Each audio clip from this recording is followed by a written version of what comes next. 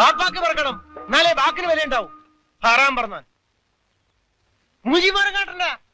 ഇജ്ജ് എപ്പോഴും പറയല്ലോ നാട് വിട്ടു പോകൂലെന്ന്. എന്നിട്ട് ഇപ്പോൾ എന്തായി? ഈ ഇന്ത്യ മഹാരാജ്യത്തിന്റെ എവിടെ പോയി വിളിച്ചാലും അന്നെ നമ്മൾ വിടുവോ? അല്ല, ഇന്റെ ഉറുപ്പ് തരുമല്ലയോ?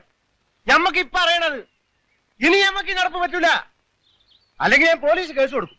എന്റെ വണ്ടി കട്ടൗട്ട് ചെയ്തു അന്നെ പോലീസുകാർ പിടിച്ചുകൊണ്ട് ഇട്ടിച്ച് സൂപ്പാക്കും. ഈ എന്താടോ ഒന്നും മിണ്ടാത്ത? അന്നെ തൊള്ളലിന്റെ നാക്കില്ലേ? നിങ്ങൾ പറയാനുള്ളതൊക്കെ പറഞ്ഞു തീർക്ക്.